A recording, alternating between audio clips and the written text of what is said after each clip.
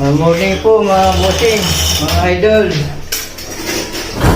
Yan, andito naman muli tayo para ituloy ko po itong ginagawa ko na tiles dito sa CR namin. Ang gagawin ko po ngayon yung flooring naman po. Ngayon po ang oras po ngayon alas 7 na ng umaga po. Kaya kahapon kasi inabot na ako dito ng 5:30. Kaya ngayon itutuloy itong nalagyan ko na pong flooring. Ayan. Sana masundan niyo yung paggawa ko dito para kahit paano makakuha po kayo ng kunting idea. Sa mga hindi pa po nakakapagtas ng ganito, baguhan lang po sana makakuha kayo ng idea dyan sa gagawin ko. A few moments later. Ito mga bossing, natapos ko din yung flooring. Bali, ang gagawin ko na lang mag-grout na lang. Gagrout ko na lang itong flooring. 20 minutes later. Yan, bali ganyan po ang ginawa ko yan. Yan na yung pinaka-flooring. Ayan na, doon sa may inidoro, medyo mataas po yun. Kasi ang balak pong gawin dito, nalagyan ko po ng kurtina dito. Mula doon sa kanto na yan. Yan.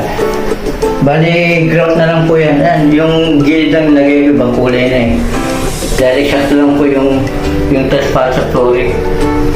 Yung inidoro, baka sunod na na yan kasi wala pa ako mabili ng inidoro. Kaya nilagay ko muna yan, hindi ko muna tinanggal. Yan na po. Yan guys ang sinasabi sa inyo, yung mga bossing Pagka eskwalado kung tingnan ng ang pagkakalatag nyo ng tiles sa wall. Ganun din po, maganda rin po sa flooring. Ayan. Ayan, nakita yung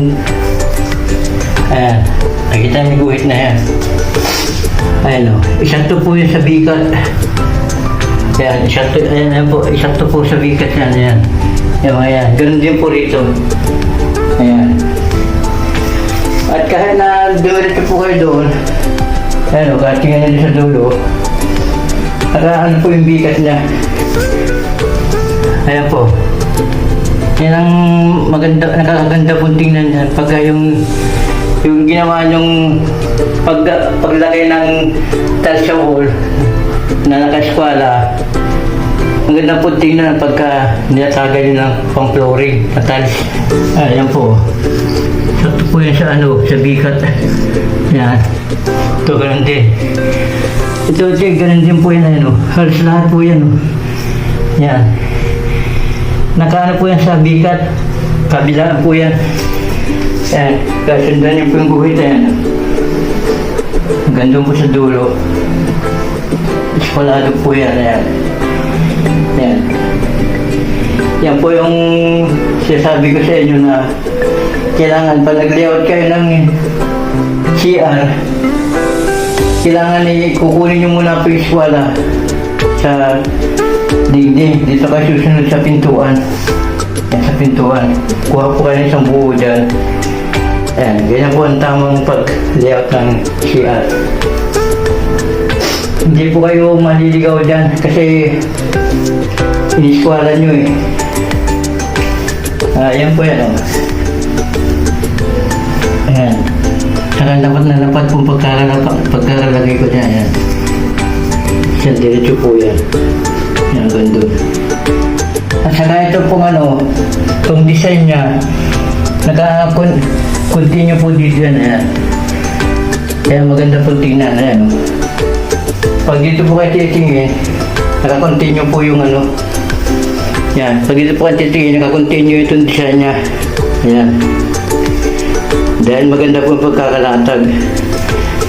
Yan. Pag ganyan po kayo, akala nyo buo lang siya na walang nakadrop. Pero pag bababa nyo ganyan, ayan. May drop siya. Ito. Yan. Yan po ang sinasabi ko sa inyo na pag nag-layout, kailangan iswalahin po ninyo. Yan, ganyan na po yan. Itong dito, nalagayan po kasi ito ng ano eh, ng washing. Kaya medyo mataas din to eh, itong gilid. Tapos yung naman po, yun naman po, para hindi po papasok ang tubig pag halimbawa maligo. Kasi nga magkakaroon po ng hati yan. Talagyan ko po ng kortina na lang yan. At may ako na rin po sa lababo yan, ayun, sa dulo. Ayan po pinakabuo niya. Bali ang gagawin na lang po dito ngayon, i-gaground ko na lang po ito ng ano. Yan, yung mga bigat-bigat na yan, yan. Para makita na talaga yung pinakabuuan niya pag nalagyan na grout. Sige mga bossing. At mamaya ipapakita ko sa inyo ulit ito pagka natapos kong lagyan ng grout. Pasensya na po kasi hindi ko na po binidyohan yung habang ginagawa ko itong flooring. Para hindi po kasi mabala. Ayan po. Ayan, at mamaya po pag nalagyan ko ng grout, saka ko i-videohan ulit para makita nyo ulit. Ayan, malinis na po yan. Ayan, hanggang doon po yan. Ayan. Ayan na po yan.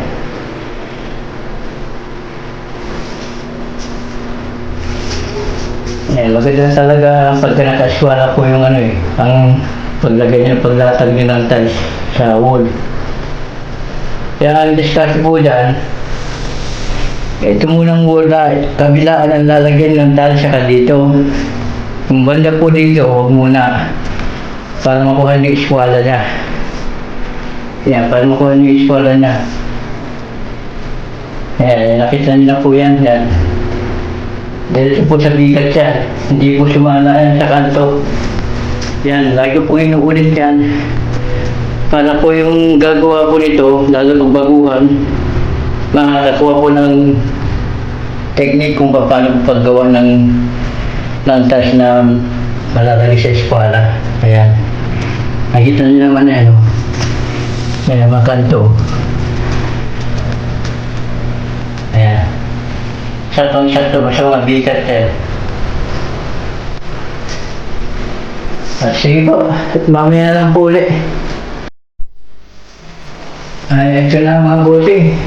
Lagyan na ng grout. Ayan, pinaka-finish na. Ayan na. Ayan. Bali, finish na po lahat yan. Nalagyan na po ng grout lahat. Ayan. Ayan po yung pinaka-buuan niya. Ayan. Finish na.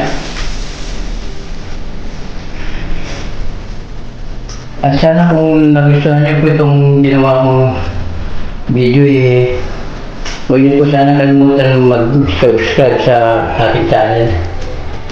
At paki-share na rin po ito. At kung bago lang din po kayo dito sa channel ko, paki-subscribe lang din po. Ayan. Para lagi po kayong nakasabay ka sa gagawin ko pang video.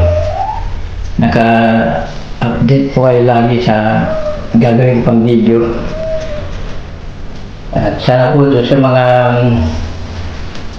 baguhan lang po na lalagay po ng tiles. Ayan, sana po makakuha po kayo dito ng konting idea kung paano po maglatag ng tiles sa wall at saka sa flooring. Ayan po. Basta yung iskolahan nyo lang po yung pinaka-buo niya dito sa loob. Diyan pa yung bubuhat ng pintuan. Ayan. Ayan, din lang po yan.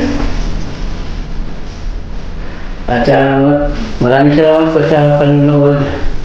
Hanggang sa susunod pong muli. Bye-bye.